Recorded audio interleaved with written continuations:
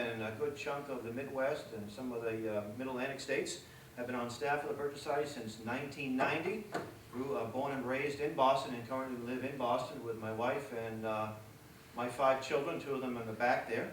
And this is about my 52nd presentation on this subject since June of last year, June of 2011. So I've even learned a whole lot since my first presentation.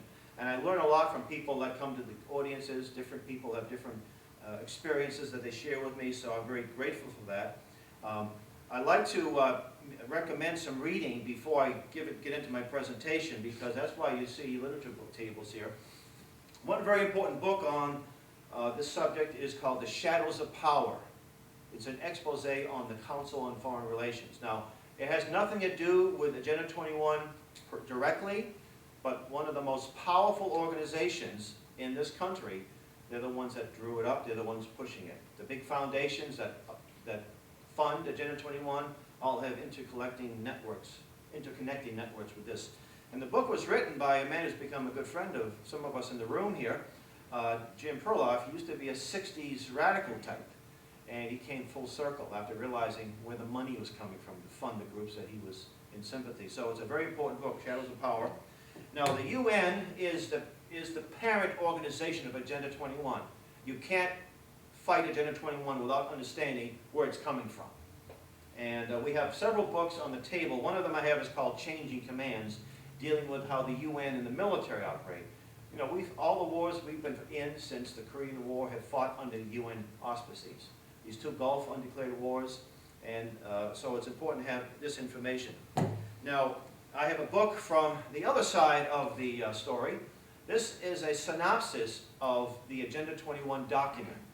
The original one is over 1,000 pages and 40 chapters.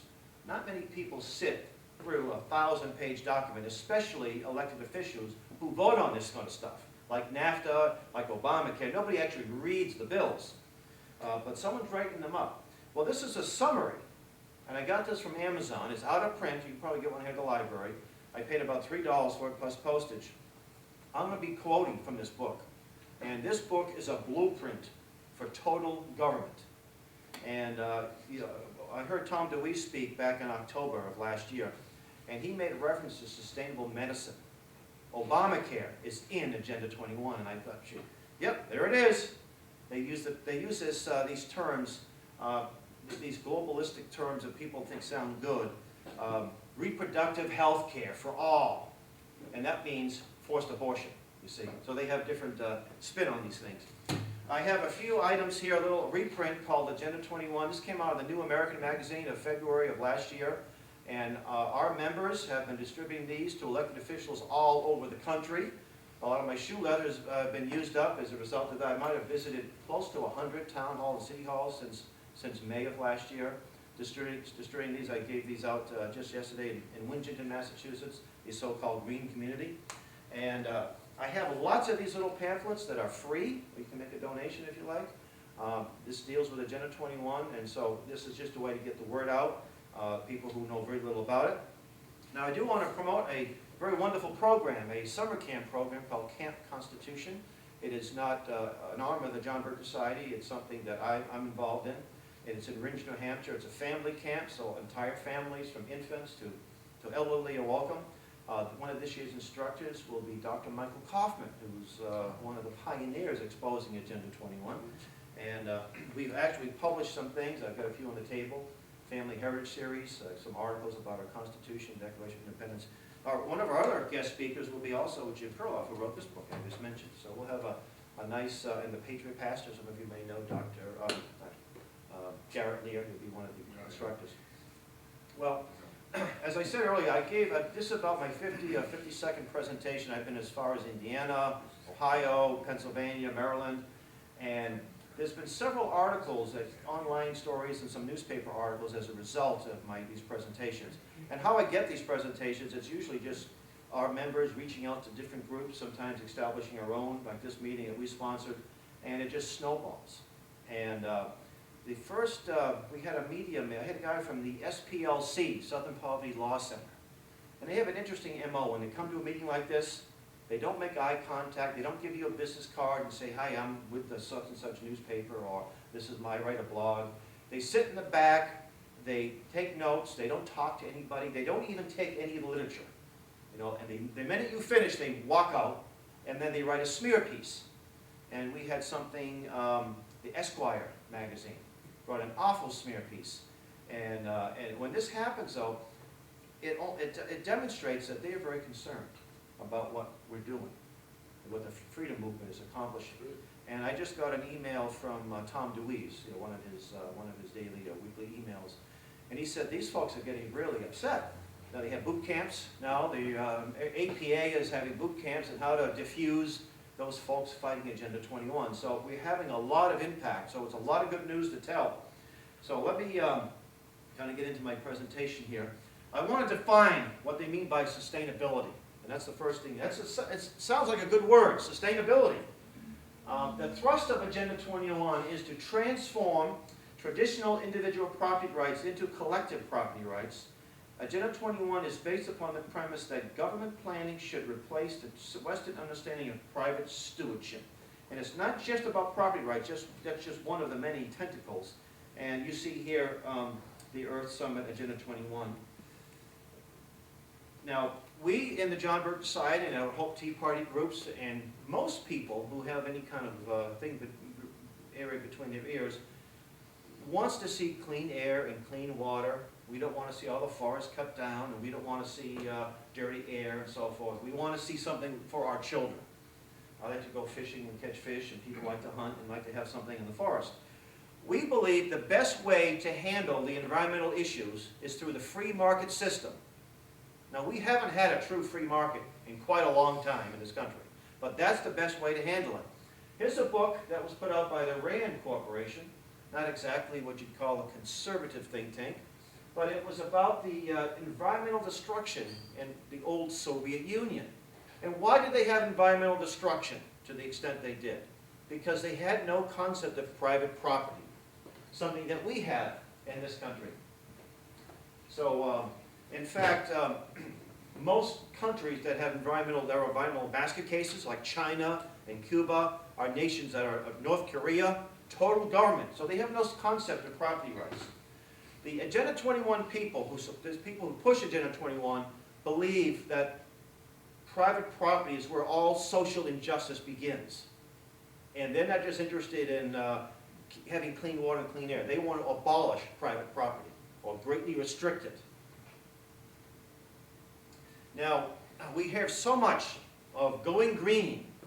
Green jobs, green this, green that, recycle, and all these things. In fact, you get a Poland Spring, and they're so green, they're thinner now. They're not using as much material. We should all be happy about this. The Agenda 21 people say, don't drink spring water anymore. It's not sustainable. Why isn't it sustainable? Because it has to be transported by those nasty things called trucks that burn it ungreen.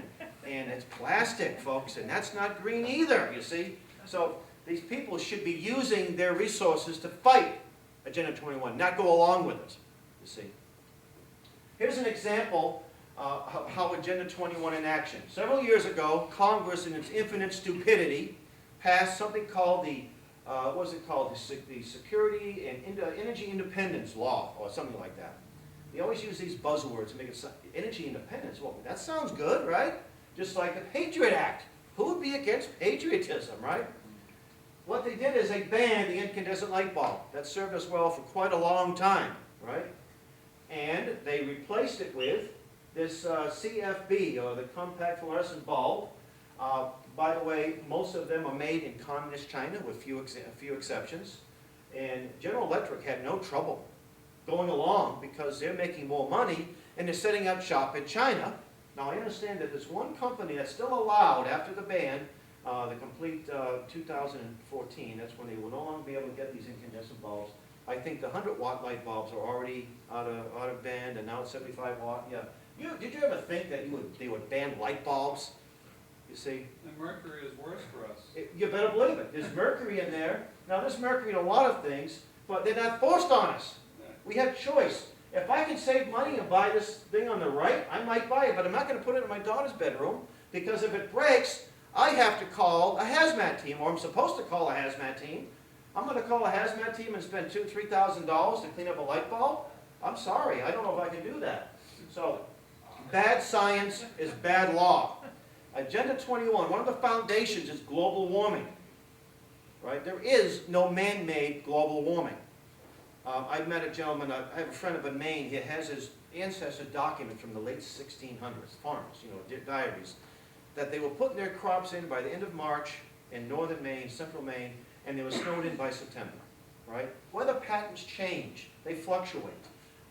Camp Constitution Press is going to be putting together, reprinting an article written by Noah Webster in 1799, refuting global warming, you see. And that global warming is a presentation I can spend a lot of time on, and I have a lot of information about that, but it is a big hoax. By the way, you have some of you Tea Party folks, you have the co-founder of the Weather Channel in Hudson, New Hampshire, and I'm sure he'd be happy to speak at your functions, Joe DeLeo. He has a great presentation on that subject. So bad science, bad law, bad policy. Okay, now we are told by Democrats and Republicans alike that the green technology and green energy will be the wave of the future, like the electric car. Well, here's a picture of an electric car in 1904. Thomas Edison said, you know something? He said, these things are too heavy. The batteries are too heavy. And it hasn't changed a whole lot. Now, they've made a lot of advancements. I understand that Nissan has a $100,000 car. The range is 200 miles. It takes 6 to 8 hours to fully recharge. Unless you use the air conditioner or the heat, then you lose 10% of that. Now, I pull into a gas station. It takes me about 4 minutes. Actually, it's quicker now. It's quicker to fill up. You get $20 worth of gas. It only takes about 3 seconds. It's now $5 a gallon, right? This won't be the wave of the future. And most of the electric car companies, if not all, are heavily subsidized. That means taxpayers have to subsidize them, right? And they even have these battery recharging terminals where they don't even have any battery cars yet. Hershey Park, we went down there.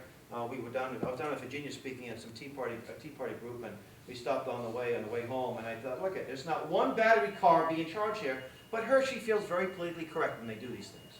By the way, solar panels. There's an old saying, solar's all right, but nukes do it all night.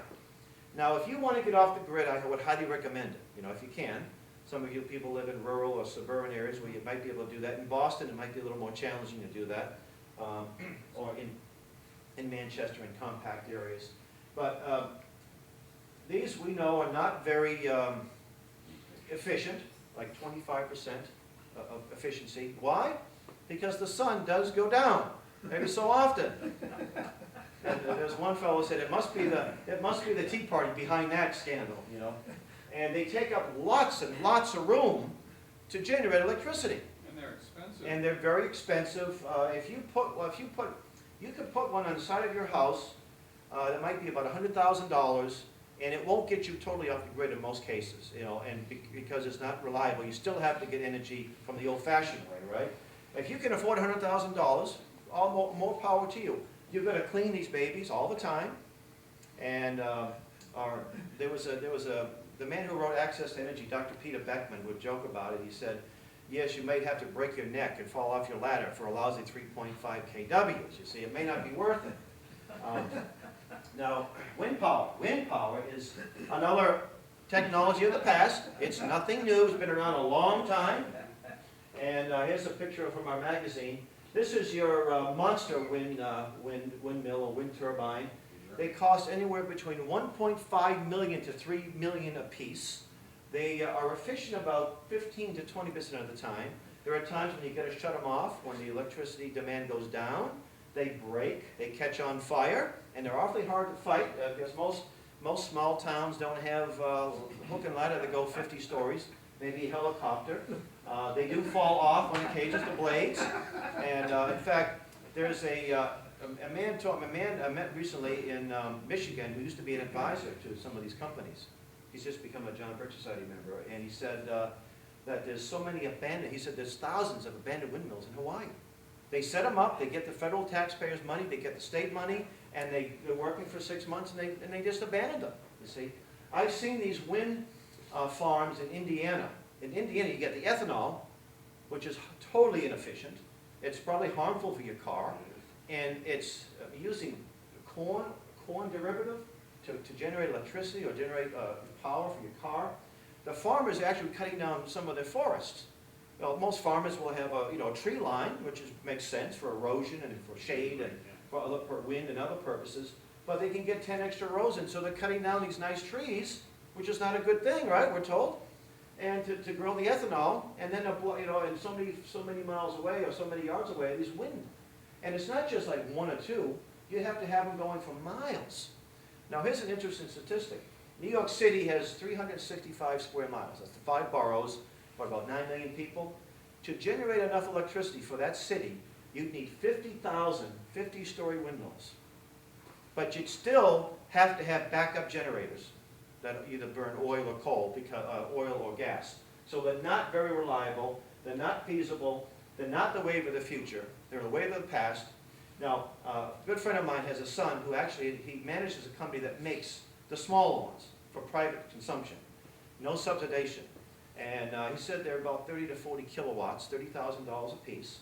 He said, but of course you can't rely on it. He said it's enough energy to run a convenience store.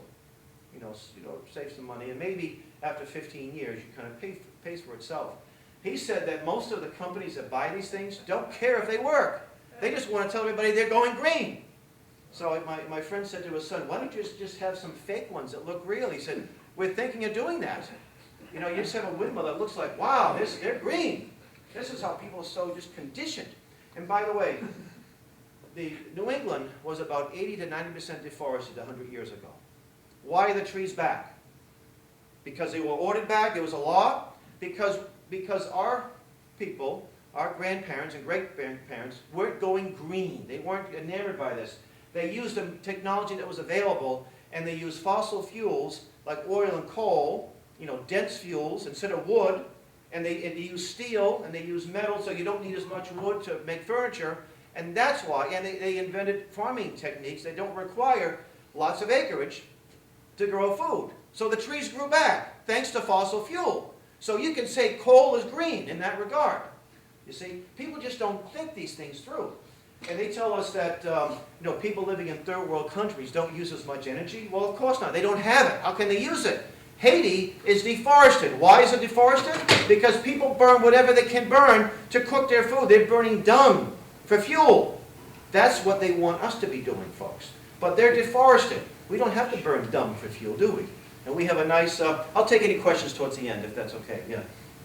So I tell people my late mother was a greenie. She invented the solar dryer. The solar dryer is what we call a clothesline. And I guarantee you go to some of these towns like Wellesley, Massachusetts, very, very wealthy. They don't have any clotheslines in Wellesley. I think it's probably against the law there in that town. But they're pushing Agenda 21 with their 10,000 square foot homes and their swimming pools. It seems to be they focus on that. So they're the ones that are unsustainable, but yet they're buying into this. Now, it's very important to point out two competing perspectives in the world. On the left is the U.S. Constitution. How many people have read the U.S. Constitution? I would think everybody in this room, right? We probably have a reasonable understanding of it, and we've probably taken courses on it. It's not the most difficult thing to understand. Some of it's a little archaic. Some of the language, like regulate, doesn't mean control with government with laws. It means to be able to effectively use your weapon. Well-regulated militia means that they know how to use that musket or that M16 or whatever. The U.S. Constitution does not give you any rights. You have no such thing as a First Amendment right or a Second Amendment right. You have rights protected by those amendments. Do you think the Minutemen, who actually today is the anniversary, isn't it? April 19th. Yeah. Do you think they sat there or they stood there on the green and said, well, we got to give our guns back because we don't have a right to own this right now. We don't have an amendment that gives us that right. No, we have a God-given or natural right to defend ourselves, our land, our families, and our country, or our state, or our town, you see, because they had town militias in those days. What about the UN Charter? And who has read the UN Charter? Good. What about the UN Declaration of Human Rights? You read that? Yeah, most of you John Birch types have read that, right? Well, you should. If you support Agenda 21, you better look at the parent documents, if you're a believer of that, because you have to throw this out. This has no place in an Agenda 21 world. The UN Charter and all of its documents after that do not say where the rights come from, that they give you rights. Those rights can be taken away, as I was talking to this gentleman. Civil rights are government rights that they can take away anytime they please. So don't say you have a civil right to own a weapon. You don't. You have a God-given natural right to own a weapon, to defend yourself. The UN International Covenant on Civil and Political Rights gives you the right to travel freely. Vacation. Did you know you had a right to vacation under the UN? You have the right to worship freely or not to worship at all. All kinds of great rights. Freedom of assembly. But the next paragraph, it will say, except where prescribed by law. In other words, we'll take that right away anytime we want to. And they do. So I suggest that you read the UN Charter. So you have a little bit more ammunition against these folks. Now, here's another document that I think should be known by most people. It's called the Communist Manifesto. I know that most of the folks think that it's dead. Who has read the manifesto? Yeah, it's a very brief document, and there are 10 planks. And by the way, for the first 15 or 20 years, the word communism did not appear on that. It was called the Socialist Manifesto. And I won't get into Karl Marx and Engels and their character at this point, but he listed 10 planks. And the very first plank is the abolition of private property. That is one of the most essential doctrines of communism, is to destroy private property. The opposite in the U.S. Constitution and your New Hampshire State Constitution, private property is where all wealth begins, where it's created, where all innovations are made. And again, according to the Agenda 21 people, that's where all inequality begins. Private property is a curse. So the Communist Manifesto, plank number 1 of abolition of property, is Agenda 21 in a nutshell. Okay, we can go on to progressive income taxes and all the things, a centralization of credit in the hands of the state, but I won't get us not this type of meeting. But so be familiar with that. Here is a picture of what we call the house that Hiss built. This is the parent organization of Agenda 21. Somebody had to write the UN Charter, didn't it? It just didn't evolve from the swamps or from muck, although it's where it belongs, in the swamps. A man named Edgar Hiss. Who has heard of Edgar Hiss? A few of you. Well, you should. You see the picture of him in the middle? He's in his prison uniform. He was found guilty of perjury. He was a Soviet agent. He wasn't just a progressive that disagreed. He was a hardcore agent of Stalin, one of the most monstrous dictators of the 20th century. He had some good company, too, saying that. Now, who was this guy? Where did he come from? He was a man from upper middle class background. He had some privilege. He went to a Columbia University, an Ivy League school. That's where he became a Soviet agent. And if you want to read a book about him, read a book called Witness by Whitaker Chambers. You get it on Amazon for probably a penny plus postage. It's worth a little bit more than that. Fascinating book about this man. He's the one that wrote the UN Charter, along with a Soviet national, by the way. Now, most of you who have gone to public school, and maybe even some private and Christian schools, have learned, we're talking about 2 generations of people since the UN has been founded in 1945, that the UN is mankind's best and last hope for peace. I wish that were true. My dad was in World War II. He saw some horrible things. A lot of our fathers and grandfathers, some of us were probably in the Korean War, maybe the Vietnam War, maybe the Gulf War. I was between Vietnam and the Gulf, but we were ready to go if we had to. So we're told that that the UN will stop world wars. There won't be any more world wars because of the UN. Well, I'm going to refute that UN maxim or UN myth pretty quickly.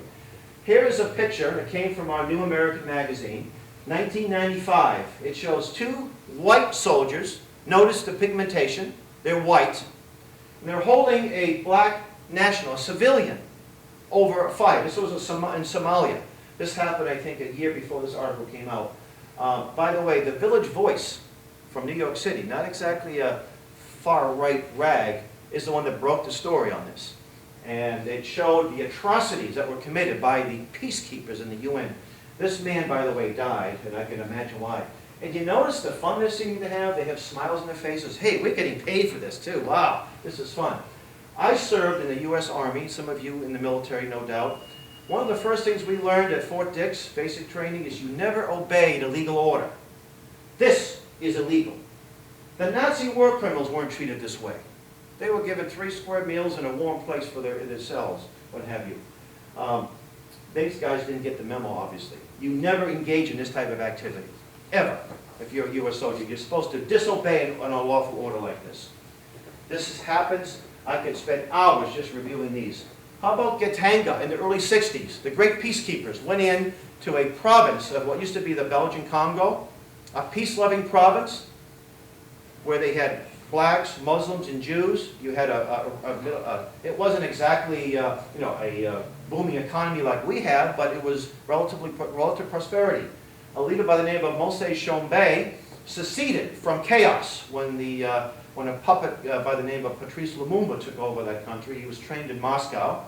And the UN went in, violating their own charter, and they bombed hospitals, they blew up radio stations, they murdered, and mostly white soldiers, and some from the country of India, mostly Irish soldiers. This is just an example of what happened. There was a car that was blown up, this woman was murdered, died. You didn't see this, just like you didn't see this, by the way. You didn't see this on your daily news because they were too busy showing Rodney King videos, which you did see, right? And that led to some riots, didn't it? Right? How come this wasn't shown? See, because they don't want you, the media elite do not want you to see these things. This was a few years ago. I think it was in Somalia. Where I can put a caption there. We're bringing democracy where you like it or not. And I could imagine, you never point a gun at someone. You can easily take it away. Most people are trained in the military. So I can imagine you had a ring of people with automatic weapons pointing at them. This is just one of many. They had child sex rings in UNESCO, UNICEF. I mean, food for oil. You remember that scandal, Kofi Annan and his. And by the way, you heard of Rwanda back in the 90s? Where there was about 1 million people killed in a very short time, mainly with machetes, right? There was the general that was in charge of the military UN mission, tried to stop it. He was told, no, stand down by the civilian head of that mission, Kofi Annan, who later got a peace prize. So the UN enabled genocide in that country. And then at the UN Conference on Population Control, they had in Cairo, about a year later, a colleague of mine was there, and he said that they had a diplomat or official from that country. He said, yes, we lost 1 million people, but we still have too many. Okay? Here's a very interesting book that you can find. It's out of print, but you may have it here at the library. It's written by a professor from the University of Hawaii, a man who's a liberal. I make that distinction because it isn't just right-wingers against it. You've got people who love freedom on all different sides of the spectrum, right? He looked at governments in the 20th century. And he concluded more people have been murdered by their governments in peacetime than in all the wars together. And I'm adding a sentence to his book. If I could write a foreword, I'd say, and most of these nations where they had genocide or people were murdered by the government were members in good standing at the UN, including communist China. Now, China didn't become a member until the early 70s, and when they did, the UN delegation cheered uproariously. It was disgusting. They don't seem to have any trouble with genocidal maniacs. Now here's a book written by a British journalist who actually also is a liberal man, Lords of Poverty. We are told that the UN they give inoculations to poor people, they feed the hungry, they do all kinds of wonderful benevolent things.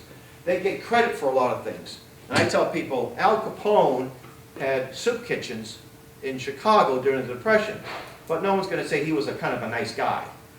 And if you were hungry and you were being fed by his soup kitchens, you may have looked the other way when he did something, right? It was still wrong. He was still a crook. He was just a low-level thief compared to what these people are. They use taxpayers' money to bribe governments to get them to pass austerity measures. You do this, we'll give you the money, right? They do it all over the world. You remember the Brazilian rainforest? Remember back in the 80s, they were chopping down rainforest? And we need to have a UN global green regime to stop this. Where'd the money come from? It came from the UN lending institutions, so-called lending institutions. And their own scientists said, this is not the right kind of soil for the farm stuff you want to grow here. We don't want to do this. But the money has a way of changing people's minds. Millions of dollars, in some cases billions. And by the way, I should have mentioned earlier too, there's what I call the green hustle. There are a lot of people making lots of money on this green technology. They're pushing it because they have an economic incentive. Nothing wrong with making money if it's legitimate, but they're doing it to make money. Now, let's get into Agenda 21 specifically. In 1987, there was a commission, the World Commission on Environment and Development, and it was chaired by a very brilliant lady, a Dr. Gro Harlem Brundtland, who was once the director of the WHO, World Health Organization, an arm of the UN. You know you're in trouble when the WHO is coming to your door. We're here to help you. She was the Prime Minister of Norway, and at the time of this commission was the Vice President of the World Socialists. So let me ask you sort of a rhetorical question. What type of plan do World Socialists have? Is it about freedom and limited government? Personal liberty? No, it's about control, right? That's what came out of here. And the term sustainability came out of this commission. And the term sustainability, the official definition, and it's sort of paraphrasing, is this: to meet the needs of the present generation without infringing on the needs of future generations. They don't say wants, they say needs. And it sounds reasonable, right? Obviously, some things are unsustainable. But they don't mean that when they talk to each other. And I'll get into that in a few minutes. Well, 1992, in Rio de Janeiro, they had a conference. Over 18, I've heard a figure of 35,000, but 18 to lots of people from all over the world. We had a reporter from the New American Magazine, the man who wrote this article was there, and he, along with, I think it was the former governor of Dixie Lee Ray of Oregon or Washington State, were the only handful of liberty-type reporters there. And his article that I can give you on a PDF if you want, he said they were communist, socialist, globalist, greenies, and diapered swamis. He actually said that he saw the same swamis in here that he saw in Rome when they had the International Criminal Court. It's almost like, rent a swami. And they do their, little routines. And two of the diapered swamis, Al Gore and John Kerry. Al Gore is now a billionaire. He made his money mainly from lying to school children about global warming. Probably every single public school in the country has aired an inconvenient truth. It should be called an inconvenient lie. And by the way, Al Gore's daddy, he was a senator as well, and when he left the Senate, he was a lapdog for Arm & Hammer, the Republican socialist who made money from the oil business, right? And he inherited mines, he got mines. And Al Gore has a home that's probably the size of all our homes put together, flies around in jet planes, has a big carbon footprint. But he's an elitist, and he's saving the world while he's becoming quite wealthy. By the way, he will not debate anybody on this subject. I had a chance to meet the head of the Czech Republic, president of the Czech Republic, who then was the head of the European Union, who hated the European Union. And Gore won't be in the same, he'll walk out when we're in the same room together. The founder of the Weather Channel, John Coleman, he won't debate, Gore won't debate him. When Gore is speaking at a forum, the only reporters that show up are those that are pre-approved, and the only questions asked are the ones that they give to the reporter. And they comply with that. Okay, and John Kerry, yes, John Kerry has a yacht. Anybody in this room have a yacht? Well, why don't we form Occupy the Yacht Club? Because don't we have a right to a yacht? If we have a right to everything else, riding the subway and the right to, to free health care, don't we have a right to a yacht and a solar panel? Could I say one thing? There was a debate on where he was going to keep it in Rhode Island or in Boston. That's right. No, he's and pay Rhode Island. taxes. That's right. Yeah, thank you. Yeah, Rhode Island. Yeah. Now, another freebie. this is in this book right here. This is the editor who supports Agenda 21. This is what he has to say about Agenda 21. Effective execution of Agenda 21 will require a profound reorientation of all human society, unlike anything the world has ever experienced. A major shift in the priorities of both governments and individuals, and unprecedented redeployment of human and financial resources. This shift will demand that a concern for the environmental consequences of every human action be integrated into individual and collective decision-making at every level. That's their agenda. And people in some of these recent articles that are going after folks like us and guys like Ed who are exposing this, they laugh at it. No, it was just an obscure meeting 20 years ago. It has nothing to do with it. That's their agenda right there, you see. All human beings. There was a great book called Human Action by von Mises. It had nothing to do with this. It had to do with limited government and freedom and free market. Now, Maurice Strong is sort of the granddaddy of Agenda 21, okay? He said at the UN conference back in '92 that the biggest threat to the world isn't isn't Muslim extremists, it isn't people pointing nuclear missiles at us from Russia or China. The biggest threat to the world is the American middle class. And why is that? Because the American middle class has cars, single-family homes, and consumption patterns, including eating meats. Anybody in this room fit that description? Maybe a couple of you, yes. So maybe some of you would like to fit that description, right? Maurice Strong, at the age of 14, he has no formal education, which is usually a good thing, right, for most people. Orville and Wilbur Wright had no formal engineering skills. That's why they were able to fly that plane. Had they formal training, they would have said, you can't be done. He went to the sea at 14. At 18, he's working at the UN as a passcode clerk, basically a security guard with a tie, you know, and a blazer probably. When he was 25, he was running an oil company. He's a billionaire as well. Oil, billionaire, right? How did he get that in 7 years? He went to night school, right? Probably went to night school, but David Rockefeller tapped him on the shoulder. He liked this young man, right? And 1990, this quote was from a 1990 publication. Try to do a search for it in the internet. I tried to find the actual article. I found lots of references to it, and when it first came out, I was aware of it. I may have even had an issue of, or a photocopy, a publication called West. It was from British Columbia. It's a magazine, and a reporter by the name of David Wood spent some time with him. And by the way, this guy is a New Age devotee, has a big ashram in Colorado, and property all over the place. Very wealthy. When you have $1 billion, you can probably afford a couple of pieces of property. Doesn't worry about paying the rent and the mortgage. He's talking about a book that he's writing, and he said this: isn't the only hope for the planet that the industrialized civilizations collapse? Isn't it our responsibility to help bring that about?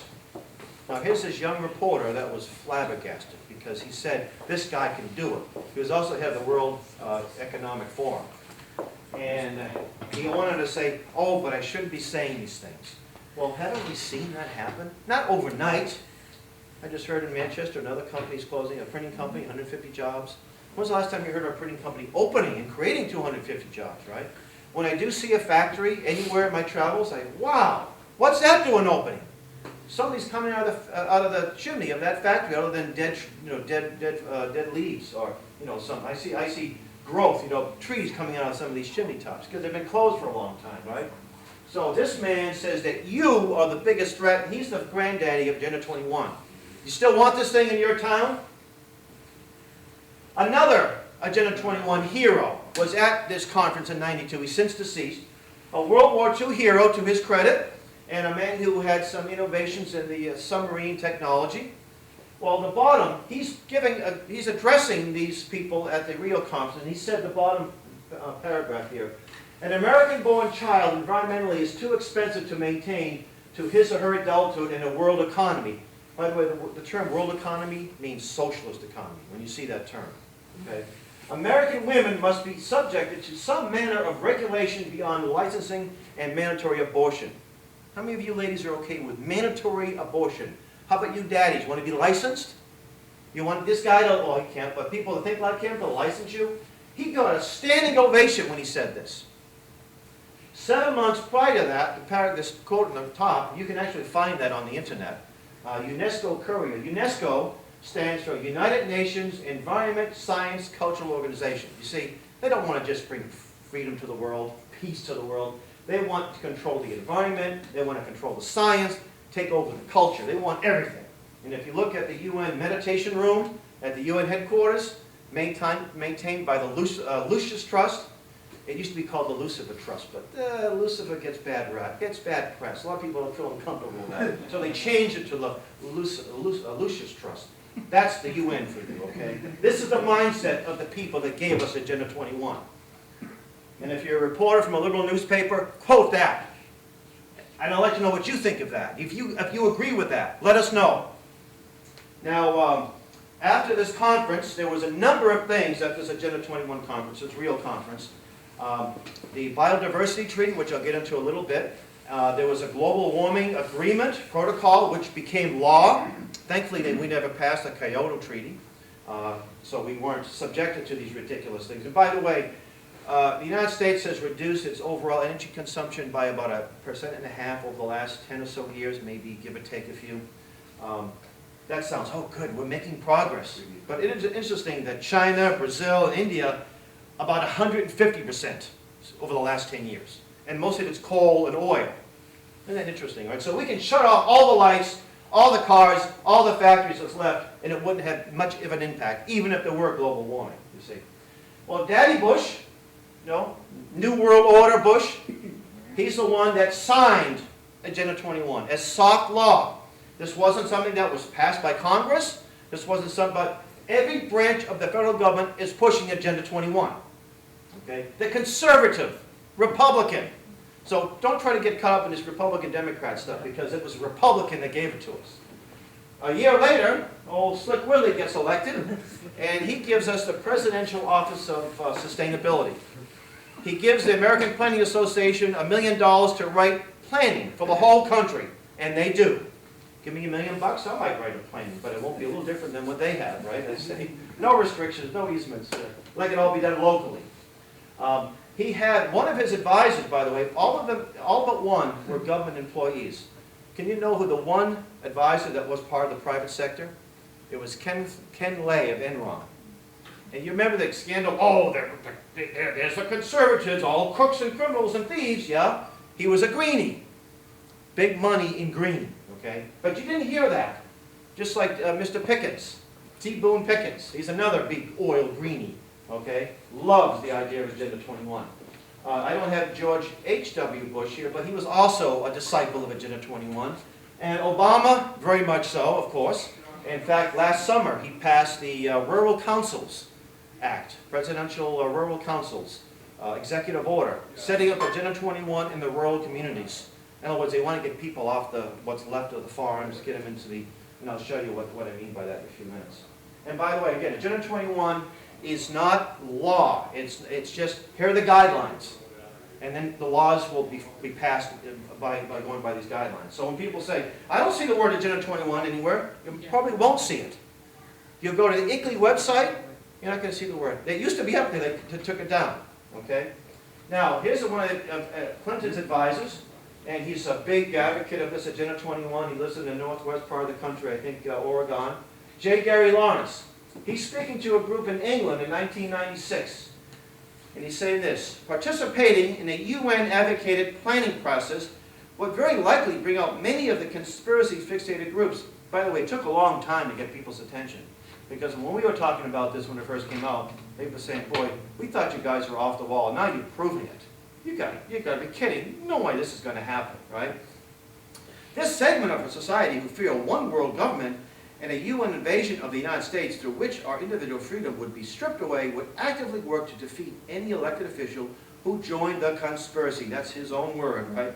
So let's call our processes something else, such as comprehensive planning, smart growth, growth management. In other words, he said to his disciples, you must lie and deceive people.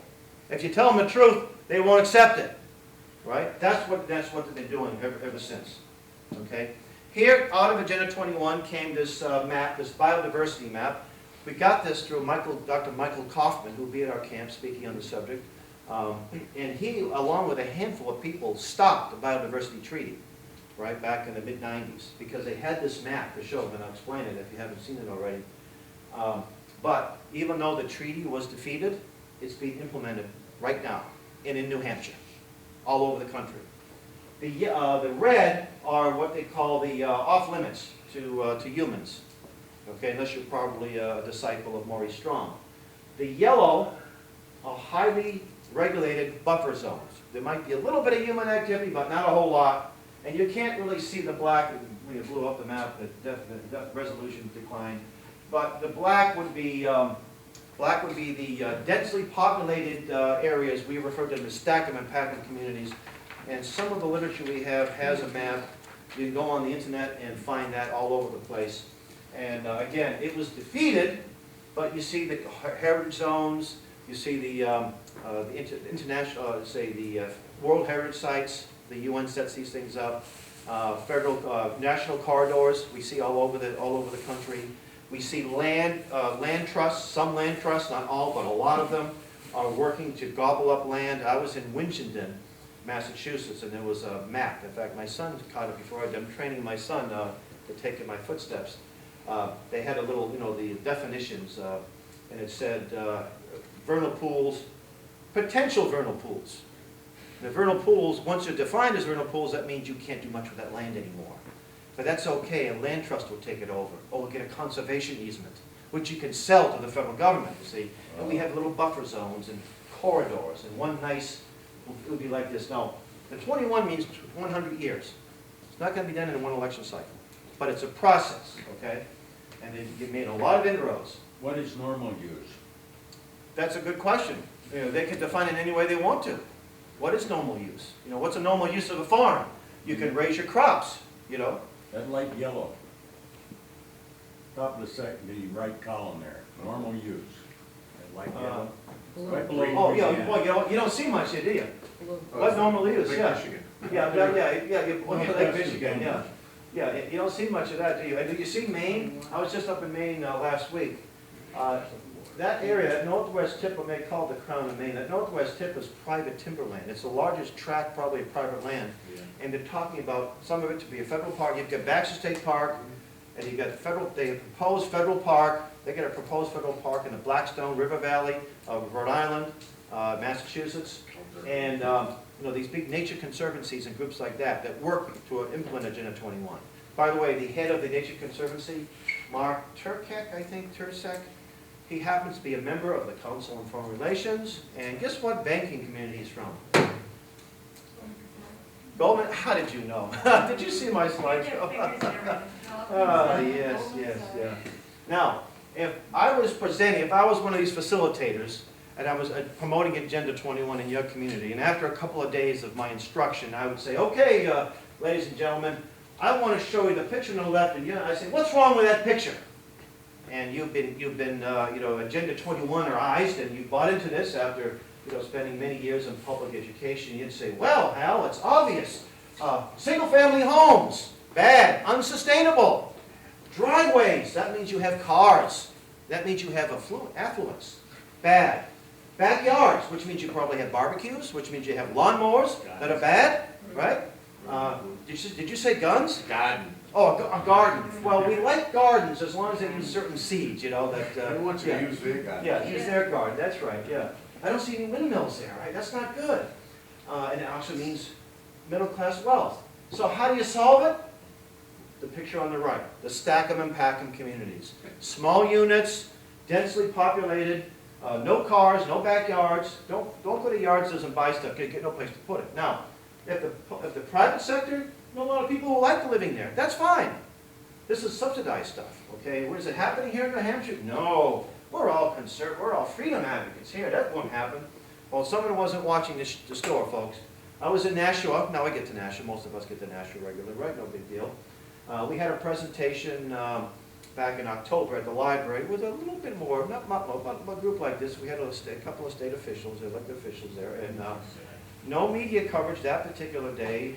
The radio stations didn't want to give us any airtime. Okay, that's their prerogative. Nashua belongs to ICLEI, which I'll be talking about in a few minutes. We weren't getting any answers. Some of our members and friends in Nashua were calling the mayor. Never heard of ICLEI. So they call them aldermen. Never heard of ICLEI. We don't know what Agenda 21 is. Never heard of it, right? I take a walk down Main Street, and I come across this storefront called Renaissance Downtown. You might want to take a note of this entity. And I thought, gee, what's this? I looked in, and there was a gigantic map of Nashua. I said, uh-oh. Had my little trusty video camera and camera. I walked in there. A very nice young lady came up, and she says, oh, can I help you? I said, yes, I'd like information on your organization. She gave me a nice little folder.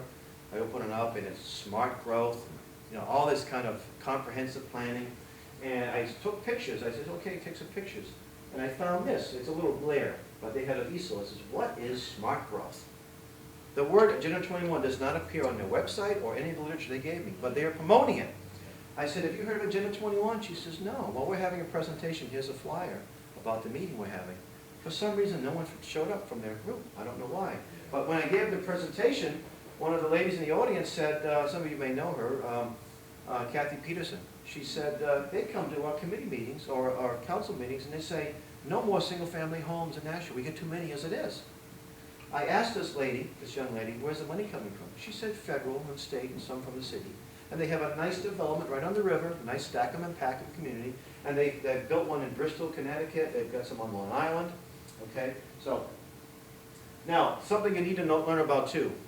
It's not talked about too much. Benefit corporations. Have we heard of benefit corporations? Good. You've learned something. Ed back there's done a lot of these things. A benefit corporation is where a state has a new legal definition for a company or business. A certified green. In other words, if you're a certified green company, you will get that government contract, you will get that city contract, or that local contract, and maybe even that private contract. And they pass a layer of law, they certify you as green from a Kool-Aid stand to a construction company, right? And right now, about 7 or 8 states are now benefit corporations. There's a website called benefitcorporations.net. You go to that website, they'll have model legislation, how your state can become a benefit corporation. Mussolini was honest. He said, we're fascists. These folks are promoting green fascism, okay? And a lot of these companies are buying into it because they want to meet payroll. Most of them aren't disciples of Al Gore or Maurice Strong. They're in a slumping economy. They think, I got to make payroll, I got to stay in business. So they go along to get along, okay? I had a chance with Dave Kopatz. Some of you might know Dave Kopatz. We spoke to a group a builders group in Pennsylvania. A man from the Pennsylvania Builders Association was on hand. He said, we used to have 13,000 members in '07. We're down to 6,500. And I'm not saying it's all because of Agenda 21. There's other factors. I've said these folks better put some of their money to fight this instead of go along with it, because there won't be many companies left. So you see already, California, Hawaii, Virginia, New Jersey, Vermont. I was told New York passed it, but there was some kind of discrepancy in the two bills in both houses, so I'm not sure if it's gone. But it's pending in Michigan, and it may be pending here, and it may be somewhere in New Hampshire. Now, New Jersey has a lot of success getting rid of Agenda 21 in certain areas, but you know what happened? They passed benefit corporation, the House and the Senate and the governor, just without any opposition. They didn't even know what it was. And one of my friends down there that's been fighting this tooth and nail and having a lot of success, he got back to me and says, what in the, you know what is a benefit corporation? I says, well, these folks are very clever. If they can't get you that way, they're going to get you that way or that way, you see. So, okay, now I was up in Maine, as I mentioned, and Maine was able to defund an arm of Agenda 21 called Gateway 1, the governor. Some of our members and other freedom type people approached him and said, this is coming from the UN. He defunded it, so you think, oh, we're all set. At the State House, I picked up a little brochure from the Maine Economic Growth Council. Founded in 1993, a year after Rio, right? And it's one of these private partnership things, private government partnership type things. You have elected officials and you have people in the corporate business world, right? And what got my attention, the word sustainable was on it, and I opened it up, and there is, I refer to this as the green swastika. It's different languages, community, economic, environment. Every Agenda 21, that's their logo. What's it doing in Maine? Right? It's in New Hampshire, it's in Maine, it's everywhere. It's this little logo, right? Sounds very nice, too, by the way. And, oh, they have an interesting statistic. There's more poverty in Maine over the last 7 years. There's more obesity. So, by that information there, fat people cause poverty, right? Right? You know what? They can't afford to eat good stuff, so they eat junk. Maybe that's why. I don't know. So, They don't have anything else to do but eat. Hudson, New Hampshire. I got this, I think it was last Friday, and I think Ed has something to do with this. Hudson does not belong to ICLEI, they belong to Sustainable Communities. And this was signed off last year in August by the selectmen. And somebody told me that, I know this guy, he would never do that. He probably doesn't have any idea what he's doing. I'll answer questions at the end, yeah. But they're getting money. They're getting money from the state and federal governments, okay? Mostly from the federal governments. It's called the Granite State Futures Agreement. The Granite State Futures Agreement, okay. Now here's a green company that's building a green high school in Dedham, Massachusetts. They've been around since 1905. Now, if I'm owning a company and I'm in this economy, of course I'm going to recycle. Of course I'm going to be a wise steward of my scarce resources. I want to maximize my profits. I don't need Al Gore to tell me how to do it. You see, Al Gore didn't make his money the old-fashioned way. Well, maybe he did. He inherited, right, and made more.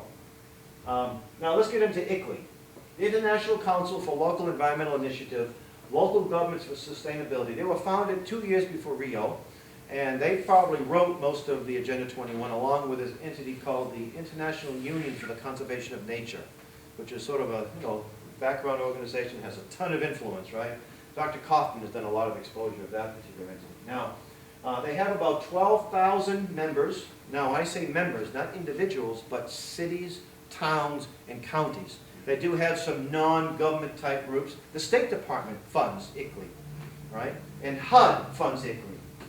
And they do have, they have an office in Boston, they have an office in San Francisco, but they're headquartered in Bonn, right? And if your city or town belongs to this, you've basically been, your charter has been put over on the shelf, and now they have the ICLEI charter. You don't know who there's a world secretary, they love that term, secretariat, right? I think he's a former president, David Cadman. Most people have no idea because they didn't vote for ICLEI.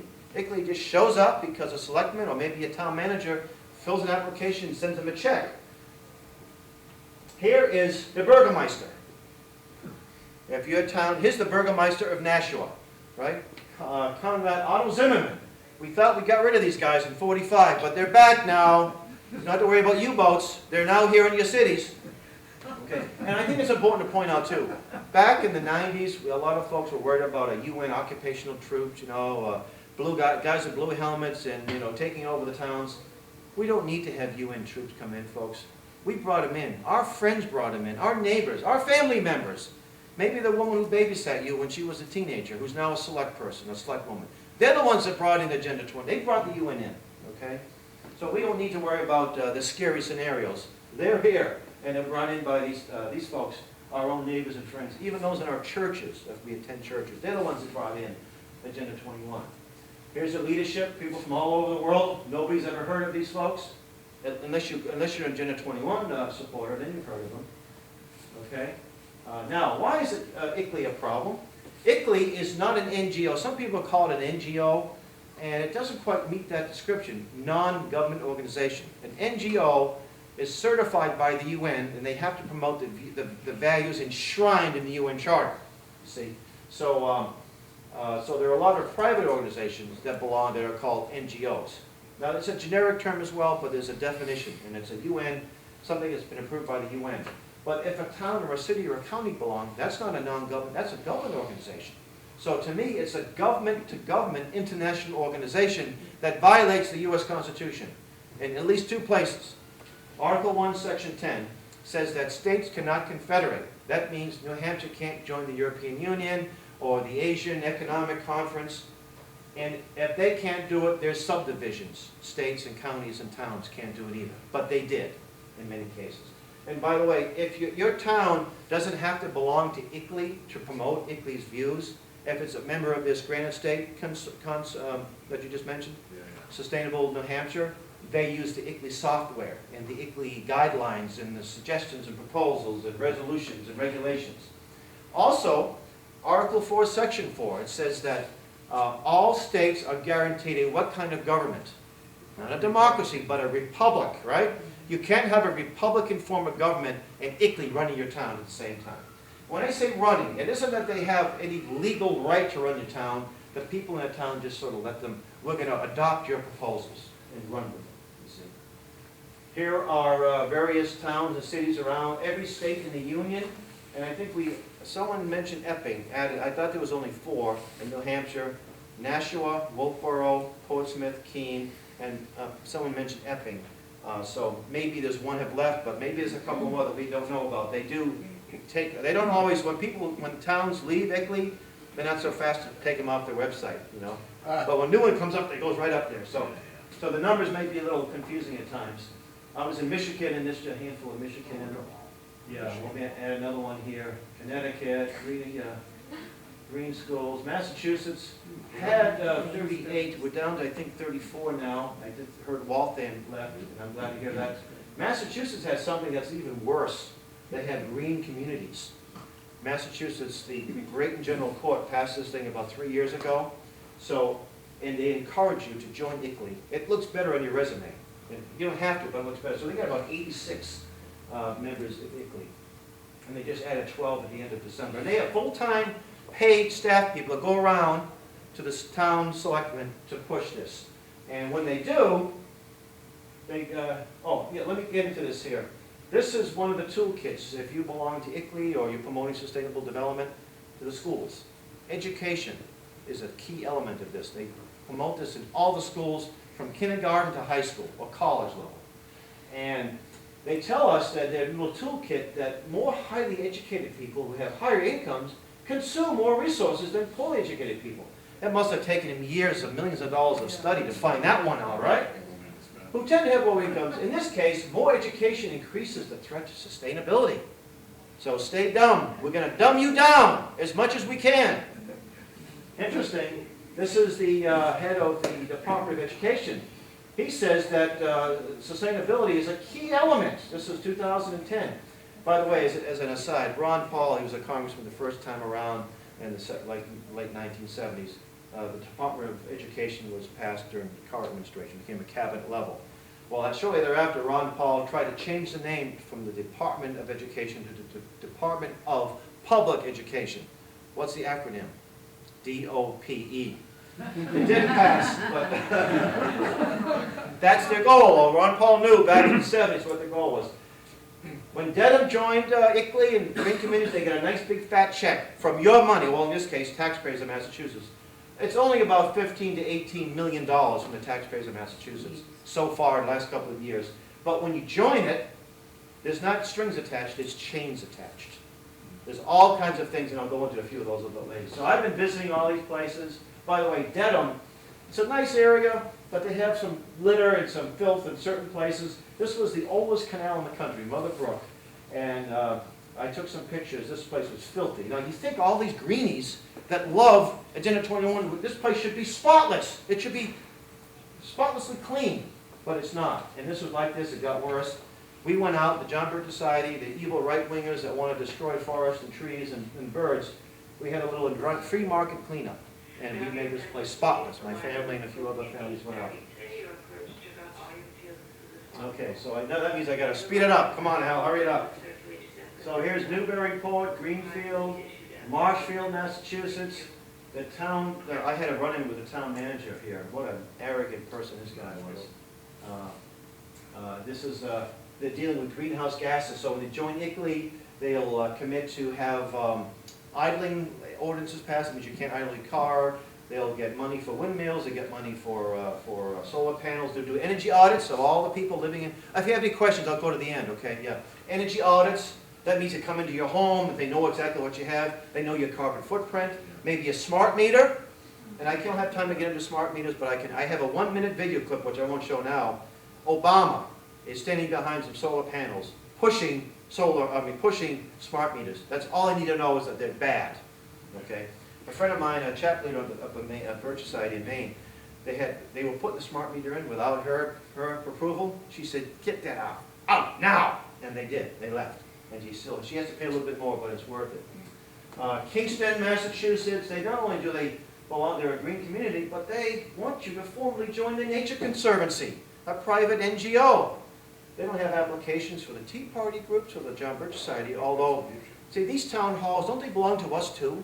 Why should they just belong to the folks that are pushing big government? This is why I say, go up there, reclaim these town halls for freedom. Never mind this Nature Conservancy nonsense. Wellesley, a very wealthy community, unsustainable. Everything there is unsustainable. They buy into it. They have a conservation officer, an energy officer.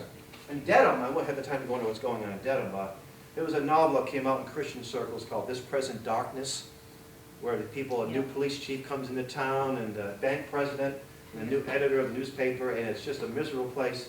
That's like Dedham. The owner of the local newspaper wouldn't run I did a little investigation of how ICLEI came in. I got some interesting information. How they're getting taxpayers' money to build all this stuff, and the woman who runs this thing, she gets a rubber stamp from the selectmen. She wouldn't run my letter, so I gave it to a friend of mine who lives in Dedham. he's changed a few words, and she was so hostile to him. Oh, you can't, this is not right. And we said to her, why don't you investigate it yourself? You don't, because you don't have the courage to do that, do you? Or maybe you've got some monetary gain from it, right? So, recycling, good karma. By the way, if it was market-driven, that's wonderful. But in many cases, it's not, and sometimes it takes more energy to recycle, then it's not worth it, right? Well, it is worth it. If you are getting money for your trash, you won't have to, no one will tell you. You know, I was in Ringe, spent the night in Ringe, New Hampshire. Went for a jog, and there was a lot of, and I'm always picking up trash. There's a lot of cans and bottles on 119. Well, somebody from Massachusetts, with his little bicycle, was picking up all the bottles, because he's getting a nickel apiece for them. Hey, you know, good for him. The Heartland, Indiana, oh, they're all Bible Belt. They don't put up with this stuff. Well, right here in good old Indianapolis, they have the sustainability office, and they propagandizing the children. This thing we picked up. I picked this up last summer. Air schmear. Columbus, I was in Columbus, Ohio. Oh, we don't have this here. Oh, yeah? Well, we went on the website and found Sustainable Columbus. Oh, my God. Oh, my goodness, I don't know we had that. The U.S. Post Office is pushing Agenda 21. I picked this up in my local post office, which usually is littered all over. And it's not because of clerks. The clerks can't do it because of the way the union is set up. They want me to plant trees, and I love planting trees. I planted a peach tree in my yard just recently. But if I live in a Packham community, I don't have a backyard anymore. I can't. Turn the thermostat down. I need the government to tell me to turn my thermostat down. I'm paying for the oil or the gas or the windmill, right? And I got to turn my thermostat down? Well, I was in York, Maine, giving a presentation at a library. York is an ickly town, and it was funny. It was a room that was stifling hot in the middle of the winter, right? And the thermostat was locked up, so I couldn't be green because they lock it up because they're afraid people turn it up. But we wanted to turn it down. So the nice librarian brings me a fan, an electric fan. So you talk about unsustainability. A overheated room and a fan to take care. Oh, I couldn't believe it. I was horrified. Not really. Also, they want you to use public transportation to go green. Well, I live in Boston, subway sometimes. I can say use public transportation if you dare. I would not want my wife riding public transportation at night unarmed, you see. And it's getting awful expensive too. This was I picked up in Medford, Massachusetts, which is an ickly town. Now Horton is involved in the conspiracy. Horton here's a greenie. Horton here's Gore. The Gaia movement, that's the Earth Goddess. Donate your clothes to save the planet. That was in Fort Wayne, Indiana. If you belong to a green community in Massachusetts, they give you solar compactors that the taxpayers pay for. I'm in favor of solar energy to a limited extent if it's not subsidized. I have something better than a solar compactor. It's called a foot. That's what I use. That's my green technology, right? And by the way, we homeschool, so we are very green. We don't have to put our children on big yellow school buses that burn a lot of carbon dioxide and big inefficient buildings. There was in Massachusetts, they had a green forum at a high school, suggestions on how to go green. Well, my suggestion I put on their website is to close the schools, do away with compulsory education. Oh, they didn't like that. All right, solarized Massachusetts. All right, let me just, don't drink this stuff anymore. It's not green. Drink that tap water. Get your fluoride in. Sustainable medicine, sustainable agriculture. Agenda 21 in action. Planning commissions that will completely rezone your areas, right, if you don't pay attention. Mileage tax you're proposing, statewide, citywide, countywide. Smart meters, green codes. You adopt these proposals, you can't make that addition onto your house, you can't make that repair, you can't even build if you have a piece of land you bought, you want to retire on, and you can't do that if you buy into this stuff. Idling laws, manufacturing gone, property taxes increase, rental increases, but the most important thing is that you lose self-government. And whether you're a moderate, liberal, conservative, we shouldn't want to lose the right to have our own destiny, control our own destiny. And of course, the propaganda in our schools is enormous. What do you do about it?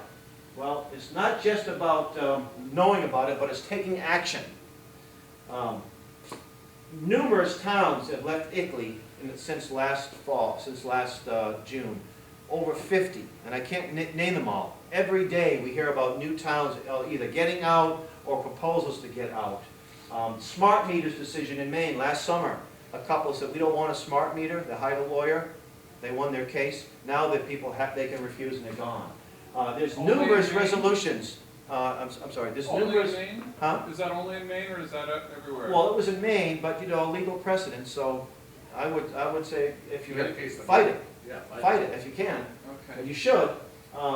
There's numerous resolutions, I heard one of Louisiana's just popped up, either to get ICLEI out of the state or to get Agenda 21 out. Georgia, Tennessee, New Hampshire had one that, I think, there's a couple of proposals in New Hampshire. Go on the website, what's her name, Ann Cartwright, state rep from New Hampshire, and she's just one of the sponsors of the bill. I think it's Senate Resolution, I forget what bill number it is, but HB 1634. HB 1634. By the way, this slideshow I have on my Scrib page. You want I'll give you all, I have videos on my YouTube channel. I have lots of documents, so if you want anything I said tonight, back up everything I can say, I'll give you my email address and I'll send you links to all this information. Okay? What can you do? Carver, I get just a few minutes. I had this article put in a PDF format, put it up on my Scrib page, which means I can post it on Facebook, right? Links to it. Carver, Massachusetts had belonged to ICLEI. I happen to have a little family lineage. My ancestors pioneered the town, and there's a Shurtleff Park, so I thought maybe my name and a cup of coffee, get me, they'll pay a little attention. So I went to Facebook and I put up, I found a local newspaper which I knew about, and I said you should investigate, and they gave me an interview. I put it up on the Republican Carver GOP, and I say the GOP gave us Agenda 21, but they tend to be a little more receptive to opposing. In fact, the Republican National Committee back in January passed a resolution against Agenda 21. That was very surprising. So a lady, the woman who is the head of the group, got back to me. She said, I read the article. I never heard of this, but it explains everything. Well, she's become a giant in this issue. And as a result of that, I got in front of maybe 10 or 12 Tea Party groups around the state just because of that one little article. We had a meeting in Carver last August. Over 100, close to 100 people were there. Within 3 days, ICLEI is gone, out of Carver. How come I don't hear people clapping? Oh. I'm almost done too, so you can clap about that too, right? Have you visited your town hall or your city hall, right, with this information? Well, I did. I went to Manchester just recently. I've been to numerous towns, and our members all over the country have been doing the same thing. Why don't you do it, if you haven't done it already? Right? Get this information in your friends' hands, your neighbors' hands. And by the way, there's a group called Democrats Against UN Agenda 21. It's not just the left-right. It's not just the right. It's people on the left, too, that are fighting this. And I'd be happy to work with anybody on this subject. How about hosting a meeting like this in your area, or a videotape showing in your home? Do you know the local reporter, your hometown newspaper? If not, why not? Let them know about these kinds of things. They're always looking for the smaller the paper, the better. The big city newspapers generally don't give you much ink. Although, what we did in Nashua back in early March, we had a little stand-up in front of City Hall on a Saturday, next to the peace people. They came a little bit later. We got an article in the Union Leader. We got one from the Nashua Telegraph and the Nashua Patch. All of them favorable. And as a result of the newspapers calling up the mayor, all of a sudden they know what agenda. All of a sudden they're giving it information that we couldn't get. The reporter for the Union Leader said to me, "Well, one of the aldermen has never heard of Agenda 21." I said, "They have now, right? And they're going to hear a lot more about it." Okay. Social networking. There's numerous Facebook pages on Agenda. Just put Agenda 21. There's probably 50 of them. You may want to start your own. Manchester citizens, New Hampshire citizens against Agenda 21. I happen to be, the John Birch Study has one called Choose Freedom, Stop Agenda 21. There's another one that I post on a lot. I get a lot of updated stuff is Stop UN Agenda 21, Stop ICLEI. And they get a lot of up-to-date stuff. I suggest, maybe humbly suggest, that if you're not involved in any freedom movement, I suggest joining the John Birch Society. And if you are, you can still have room for us. We could use your help. We get a chapter right here in Manchester. And we're doing a lot of this work around the country. We need more people. When's If you the belong, what's that? We have a meet, right? When is it? We meet. We'll discuss it. We meet Okay. sort of regularly, and we have a lot of Tea Party people. If you belong to a Tea Party group, we say work hard with that group, but we can find room for you and you'll get some real sound information at our gatherings and learn a whole lot. And also we have a website, jbs.org, and we have you do a drop down, it will say issues, Agenda 21, and you can get downloads, you can get links lots of, we have petitions to get us out of Italy, to get us out of Agenda 21. And wherever, I'll give you my business card, this is what I do. I'm a full-time staff member. Keep me busy. I don't want to be like the Maytag repairman, you remember those old commercials? Yeah, they were doing that. So with that, I want to thank all of you, and I'd like to close by, I have 5 big reasons why I do this. They're called children. My dad was a World War II veteran. He handed me the baton, right? Some of us have dropped that baton of freedom, right? We were too busy following sports, or following the movies, or following unimportant things that we thought were important, right? But the baton has been picked back up a little bit in the last 3 or 4 years, thanks to the patron saint of the Tea Party movement, President Obama, right? I don't think our generation is totally ready for this Constitution, our Constitution, to get it back. But the next generation will be. My son and my daughter, and I have 5 children, right? I think, I have an optimistic worldview. I think we're going to beat these people. I think we're going to convert a lot of these people to the freedom movement, by the way. A lot of these people are just misinformed and deceived. We're going to win, but if we don't, we're going to be living in a third world stinkhole, like a lot, and our children will be second-class citizens. Not because of their pigmentation, because of their worldview, what they think and what they believe. That's not going to happen as long as I can help it. And I hope all these people in this room have that same commitment to freedom. So with that, I want to thank you all. We have to be out of here in 10 minutes. So I'll be out in the steps if you want. Since you're at the business,